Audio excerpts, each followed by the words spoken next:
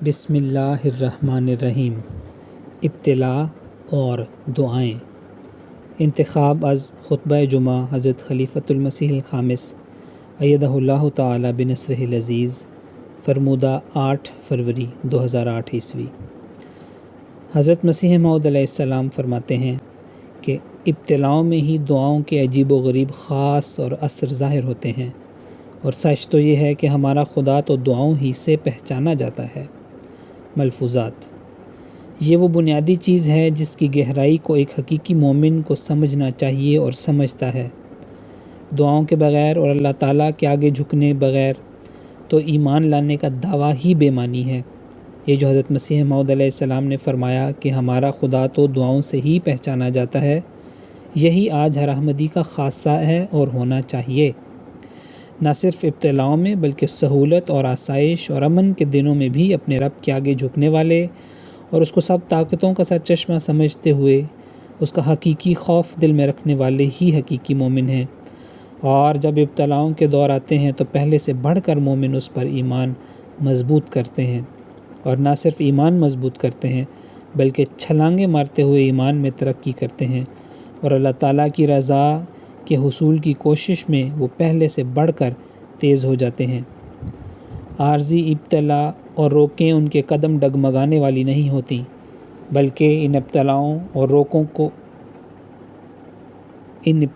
روکوں کی وجہ سے وہ اور زیادہ عبادت میں بڑھتے ہیں۔ بس یہ انقلاب ہے جو ایک احمدی میں حضرت مسیح موعود علیہ السلام نے پیدا کیا ہے، اور جب تک ہم مستقل مزاجی کے ساتھ اس حالت پر قائم رہیں گے، اللہ تعالیٰ کے فضلوں کو جذب کرنے والے بنتے چلے جائیں گے۔ حضرت مسیح موعود علیہ السلام ایک جگہ فرماتے ہیں، دعا اور اس کی قبولیت کے زمانے کے درمیانی اوقات میں بسا اوقات ابتلاء پر ابتلاء آتے ہیں، اور ایسے ابتلاء بھی آ جاتے ہیں جو کمر توڑ دیتے ہیں، مگر مستقل مزاج سعید الفطرت ان ابتلاؤں اور مشکلات میں بھی اپنے رب کی عنایتوں کی خوشبو سونگھتا ہے اور فراست کی نظر سے دیکھتا ہے کہ اس کے بعد نصرت آتی ہے۔ ان ابتلاؤں کے آنے میں ایک سر یہ بھی ہوتا ہے کہ دعا کے لیے جوش بڑھتا ہے، کیونکہ جس قدر اضطرار اور اضطراب بڑھتا جاوے گا اسی قدر روح میں گدازش ہوتی جائے گی، اور یہ دعا کی قبولیت کے اسباب میں سے ہیں۔ بس کبھی گھبرانا نہیں چاہیے، اور بے صبری اور بے قراری سے اپنے اللہ پر بدظن نہیں ہونا چاہیے۔ یہ کبھی بھی خیال کرنا نہ چاہیے کہ میری دعا قبول نہ ہوگی یا نہیں ہوتی۔ ایسا وہم اللہ تعالیٰ کی اس صفت سے انکار ہو جاتا ہے کہ وہ دعائیں قبول فرمانے والا ہے۔ ملفوظات: جیسا کہ میں نے کہا اور حضرت مسیح موعود علیہ السلام کے اقتباس سے ہم نے دیکھا کہ اللہ تعالیٰ کے حضور جھکنا ہی ایک احمدی کا خاصہ ہے اور ہونا چاہیے، جس میں عارضی روکیں اور ابتلاء مزید نکھار پیدا کرتے ہیں۔ اس حوالے سے میں یہ کہنا چاہتا ہوں کہ آج کل دنیا کے بعض ممالک میں لگتا ہے احمدیوں کو تنگ کرنے کی ایک مہم شروع ہے، جس میں براہ راست یا بالواسطہ تنگ کرنے کے منصوبے بنائے جا رہے ہیں۔ یہ حسد کی آگ ہے جس نے ان لوگوں، گروپوں یا حکومتوں کو ایسے قدم اٹھانے پر لگایا ہوا ہے، اور یہ حسد کی آگ بھی مسیح موعود کے زمانے میں اپنوں کی طرف سے بھی، غیروں کی طرف سے بھی، مسلمانوں کی طرف سے بھی اور غیر مسلموں کی طرف سے بھی زیادہ بھڑکی تھی۔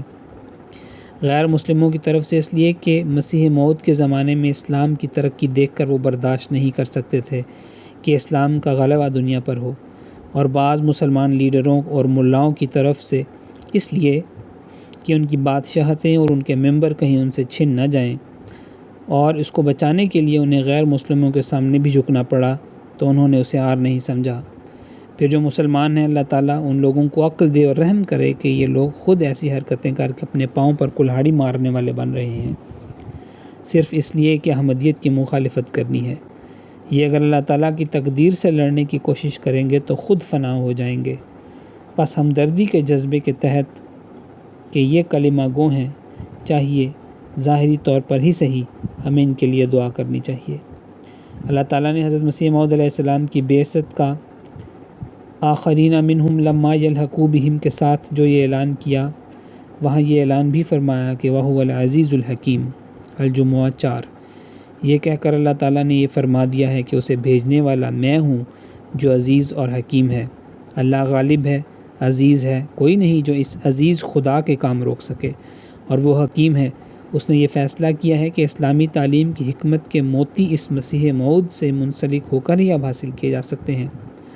پس جہاں ہم نے یہ پیغام دنیا کو دینا ہے، حاسدوں کے حسد اور ابتلاؤں سے سرخرو ہو کر نکلنے کے لیے دعاؤں کی بھی بہت ضرورت ہے۔ ایک تو جن ملکوں میں احمدیوں پر سختیاں ہو رہی ہیں وہ اپنے ثبات قدم کے لیے دعا کریں اور اللہ تعالیٰ کے در کو اس طرح پکڑیں اور اس کے آگے اس طرح جھکیں کہ جلد سے جلد تر وہ فتوحات اور قبولیت دعا کے نظارے دیکھنے والے ہوں۔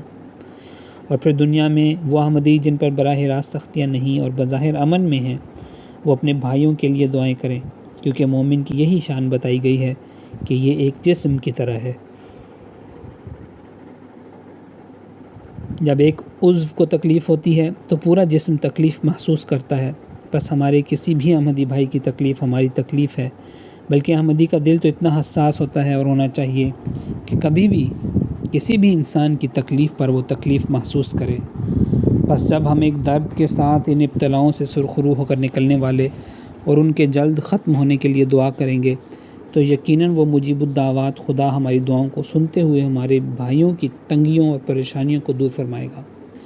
مخالفین سمجھتے ہیں کہ یہ یہ تکلیفیں جماعت احمدیہ کی ترقی کے راستے میں رکاوٹ بن سکتی ہیں۔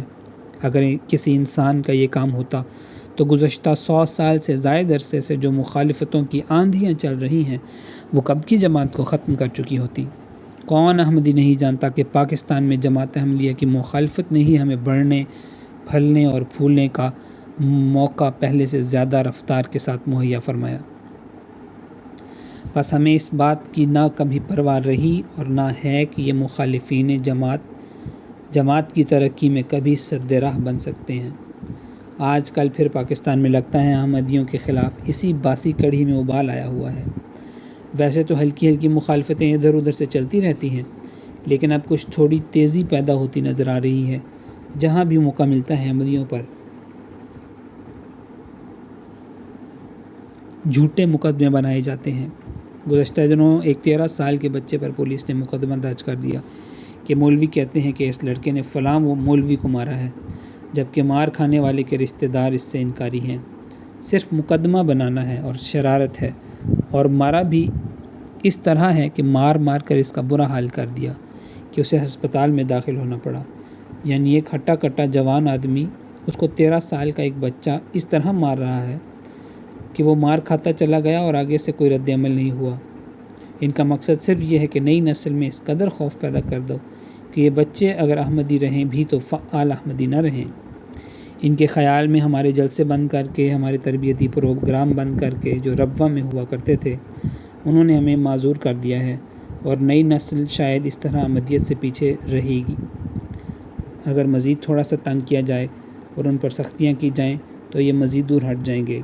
ان عقل کے اندھوں کو یہ پتہ نہیں کہ خدا تعالیٰ کے جلائے ہوئے چراغ ان کی پھونکوں سے نہیں بجھ سکتے۔ روزنامہ الفضل انٹرنیشنل، منگل 19 ستمبر 2023 عیسوی، صفحہ نمبر 2۔